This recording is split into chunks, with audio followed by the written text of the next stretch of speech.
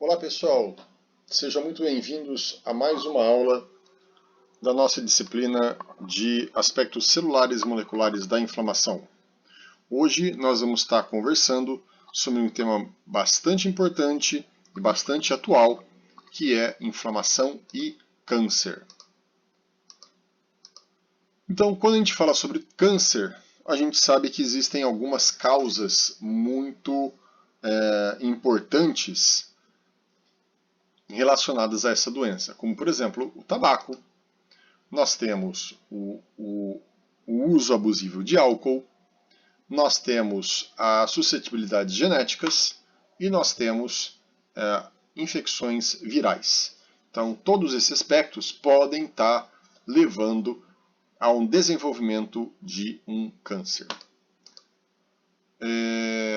Quando a gente pensa a respeito do processo de desenvolvimento do câncer, o que acontece? Nós temos as células normais. Essas células normais, então, elas sofrem inicialmente uma injúria genotóxica, e essa injúria genotóxica vai gerar erros no DNA, mutações. Essas células, elas não deixam de ser normais. Mas elas adquirem algumas características estranhas, vamos assim dizer. Por isso elas são chamadas de células pré-cancerígenas. Essas células, na verdade, o que acontece? Elas se tornam mais suscetíveis a agentes genotóxicos. Elas se tornam mais sensíveis a erros de replicação do DNA. E elas se tornam mais influenciáveis a efeitos epigenéticos. De modo que, com o passar do tempo, essas células sofrem uma conversão, se tornando células cancerígenas.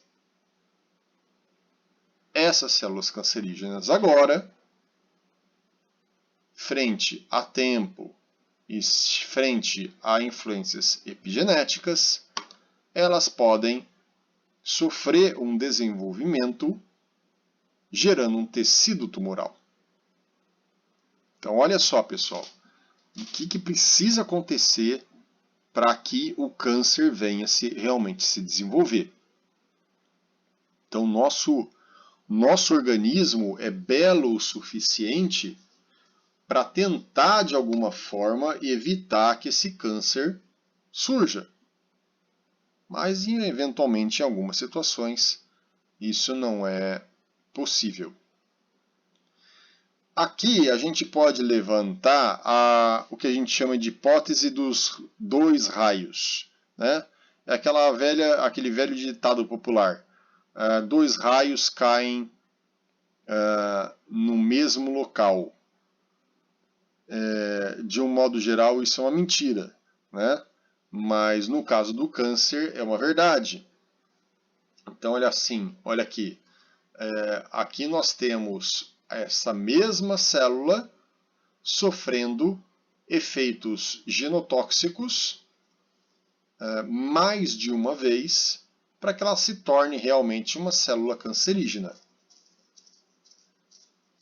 Aí alguém pode falar, mas professor, qual que é a probabilidade dessa célula se expor a esse agente genotóxico? Na verdade, pessoal, nossas células são expostas a produtos genotóxicos todos os dias. O que acontece é que a maioria das nossas células elas são resistentes a esses produtos genotóxicos. Mas algumas pessoas elas apresentam uma certa suscetibilidade genética. Então elas apresentam menos resistência. Algumas pessoas elas têm uma exposição muito excessiva a esses produtos genotóxicos. e isso tudo então influencia de maneira negativa para que essa célula se exponha de maneira recorrente a esses produtos genotóxicos e, consequentemente, sofra esse processo de transformação celular que vai desenvolver esse câncer. Algumas alterações importantes que a gente pode observar durante o desenvolvimento do câncer. A doença ela é progressiva,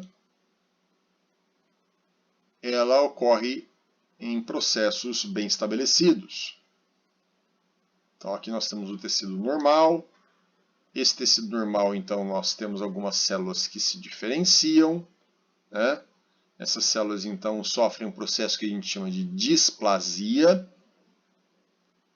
Então essas células, elas passam a não apresentar características de diferenciação normal, elas passam a apresentar um núcleo maior, elas passam a apresentar uma capacidade mitótica aumentada, de modo que, com o passar do tempo, esse tecido pode se transformar num carcinoma in situ.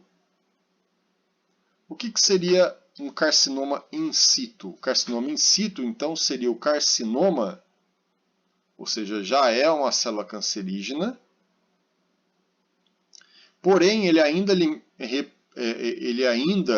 obedece a algumas limitações. Ele ainda obedece à membrana basal, ele ainda tem uma limitação de crescimento por ausência de vasos sanguíneos. Então, a célula está alterada, mas ela não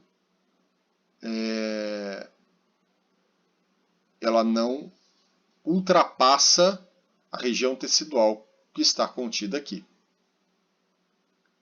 Porém, algumas transformações genéticas permitem que essa célula sofra um processo que a gente chama de maglinização. Nesse processo, a célula consegue crescer de maneira descontrolada, rompendo a membrana basal e invadindo tecidos adjacentes. Então aí nós temos um tecido, um carcinoma maligno. Aqui então, para dar exemplo para vocês, esse tecido ainda é um carcinoma in situ. Por quê? Porque ele está contido aqui pela membrana basal.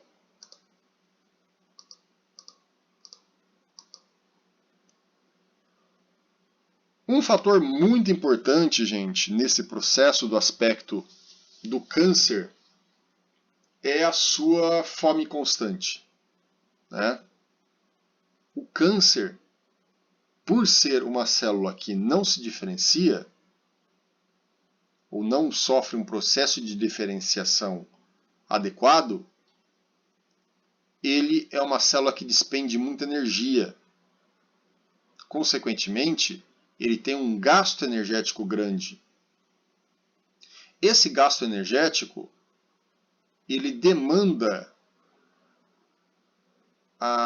uma necessidade de geração de novos vasos sanguíneos. Esses novos vasos sanguíneos, eles vão ser gerados a partir de uma sinalização química gerada por essas células. Então, essas células aqui vão liberar produtos angiogênicos que vão estimular os vasos sanguíneos a sofrer a angiogênese. E esse processo de angiogênese, então, permite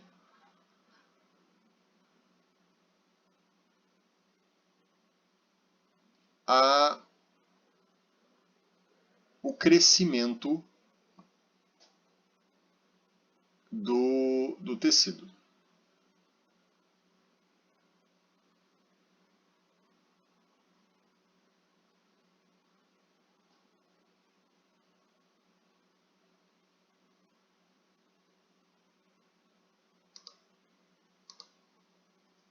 Então aqui mostrando um exemplo para vocês desse filminho.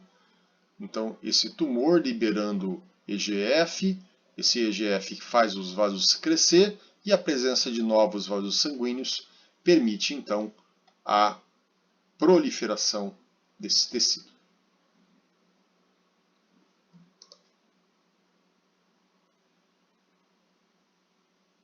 E aqui então nós vamos poder falar agora uma coisa bastante interessante, que é uma correlação entre o processo cancerígeno e a reação inflamatória. O que esses dois processos têm em comum? Por que há tantas semelhanças entre o processo de tumorigênese e a reação inflamatória? Primeiro, ambos são condições que têm o desenvolvimento de mecanismos celulares, como alteração da matriz extracelular, neovascularização e aumento da atividade de mastócitos. Então, esse é um primeiro ponto que a gente pode estar ressaltando, que serve aí de ligação entre o câncer e o processo inflamatório de um modo geral. Então, o tecido tumoral, para que ele possa crescer, ele ativa a neovascularização. O processo inflamatório, para que ele possa ocorrer, principalmente a inflamação crônica, ele ativa a neovascularização. O tecido inflamatório, para que ele possa crescer, ele ativa a degradação da matriz extracelular. Isso, então, faz com que a matriz fique frouxa e ele consiga expandir. A reação inflamatória também, para que as células inflamatórias tenham liberdade para estar transitando e chegando até o agente agressor, eles fazem a degradação da matriz. Então, isso é um outro aspecto que é paralelo das duas reações. E os mastócitos? Os mastócitos também, eles são bastante interessantes, porque mastócito tem liberação de histamina. O mastócito tem liberação de uma série de enzimas. Essa histamina, ela favorece o quê? A permeabilidade vascular. Favorece o início do processo de neovascularização. Além disso, ele estimula nervos que podem favorecer a ativação tecidual. E as enzimas do mastócito, que é a triptase e a quimase, favorecem também a remodelação tecidual.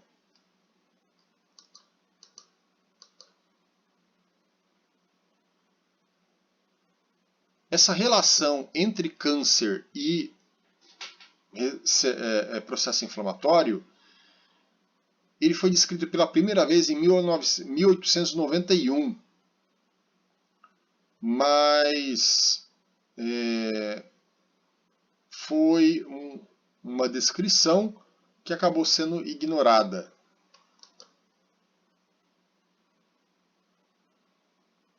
Vários estudos, muitos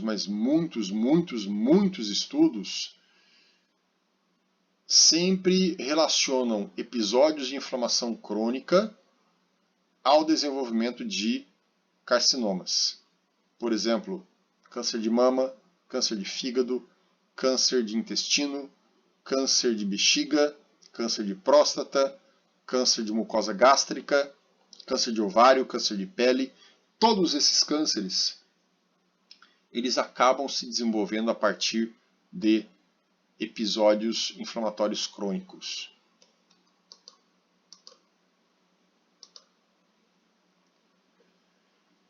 E aqui a gente pode estar apresentando esse esqueminha para vocês, que é bastante interessante para a gente observar esse paralelismo entre a ação inflamatória e a ação da neoplasia. Então, aqui nós temos primeiro a célula epitelial. A célula epitelial, então, sofre aquele processo de iniciação, gerando as células pré-cancerígenas. Essa célula pré-cancerígena, como eu falei para vocês, é uma célula sensível. Frente a um processo inflamatório, o que acontece num processo inflamatório, gente? Ocorre liberação de citocinas. As citocinas frente a um tecido estromal normal, nada acontece. Mas frente a uma célula pré-cancerígena, é um estímulo para que essa célula sofra um novo dano. Esse novo dano pode fazer com que essa célula se modifique novamente, se tornando um carcinoma. Esse carcinoma, inicialmente, é um carcinoma benigno. Esse carcinoma benigno, ele tem capacidade de remodelação tecidual? Tem. Essa remodelação tecidual pode induzir angiogênese, pode induzir degradação ou síntese de matriz extracelular. Isso possibilita que essa célula, esse carcinoma que antes era benigno, sofra uma magninização, gerando um carcinoma maligno. E assim, então, nós temos o processo de tumorigênese. Olha que legal, pessoal, a gente conseguir ver esse paralelo, principalmente aí da inflamação crônica, afetando o desenvolvimento do câncer. Mas é importante a gente voltar aqui no começo dessa fala para dizer para vocês que essa célula aqui, ela sofreu uma iniciação. Então, essa iniciação, ela não tem nada a ver com a inflamação. A inflamação vem depois. Mas essa iniciação pode ter vários aspectos. Ela pode ser um aspecto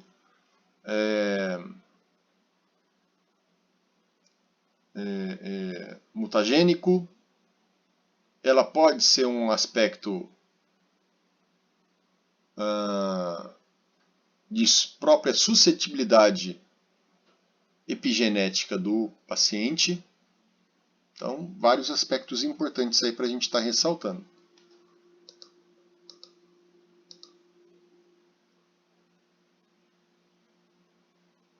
E o que é muito importante a gente estar ressaltando com vocês?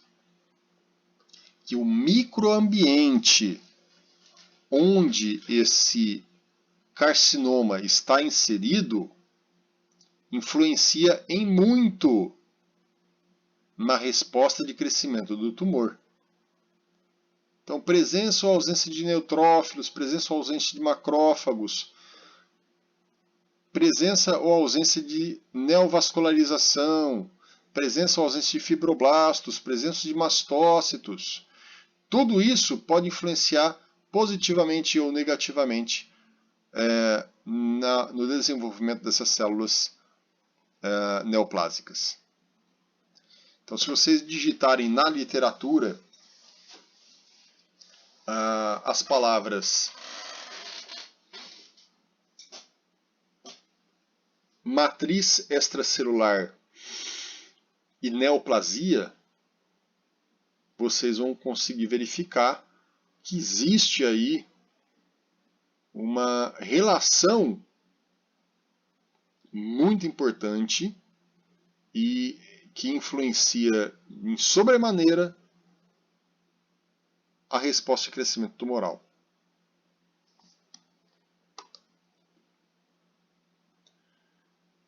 Aqui a gente pode fazer mais alguns links que fazem essa relação entre o câncer e o desenvolvimento da inflamação e o risco de desenvolvimento de câncer.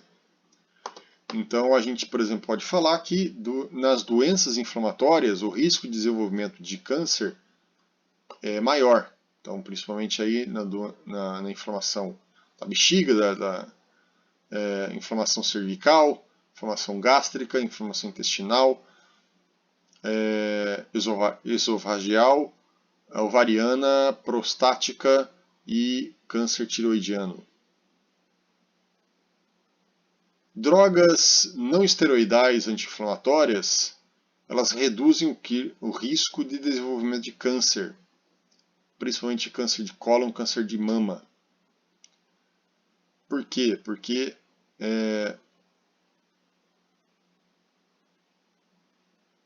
você evita que o tecido responda positivamente para essas células cancerígenas e, consequentemente, evita que essa célula se cresça e se desenvolva.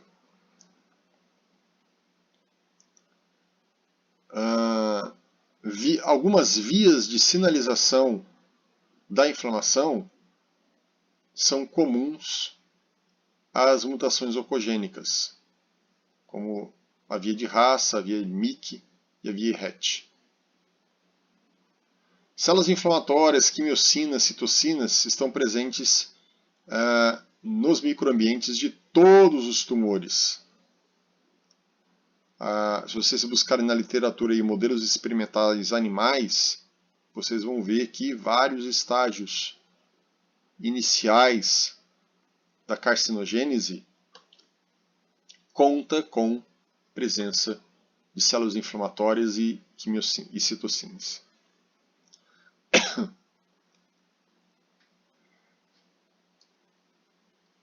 Alguns mediadores inflamatórios, eles são essenciais para a transcrição de fatores envolvendo o desenvolvimento de câncer, como o TNF-alfa e o IL-1-beta, estimulando NF-κB e STAT3.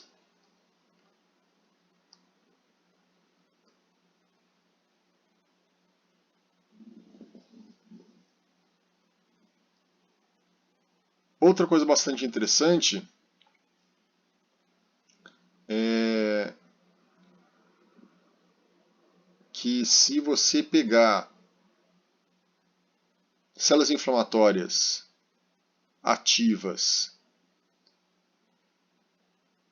e fizer uma superexpressão de citocinas pró-inflamatórias, essas citocinas elas se tornam viáveis e importantes para a ativação do desenvolvimento do câncer.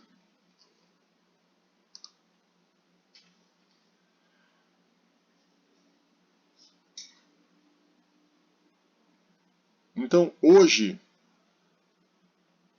alguns pontos que são muito importantes vistos na ação anti-câncer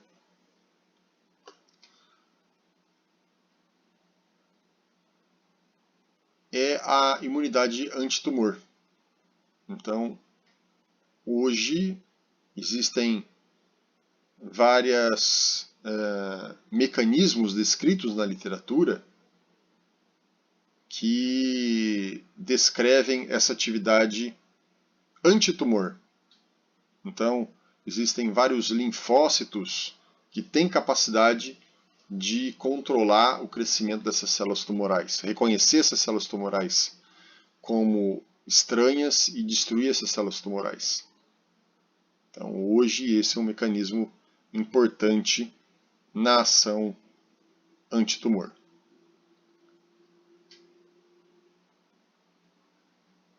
Outra coisa importante que a gente pode estar comentando é o efeito pró-tumorigênico, né? Então, as citocinas, fatores de crescimento, fatores angiogênicos, metaloproteinases, todas essas moléculas hoje, então, estão sendo bem descritas e bem conhecidas, de modo que a gente pode estar tentando usar bloqueadores específicos dessas citocinas ou desses fatores de crescimento para evitar que pacientes venham a desenvolver câncer.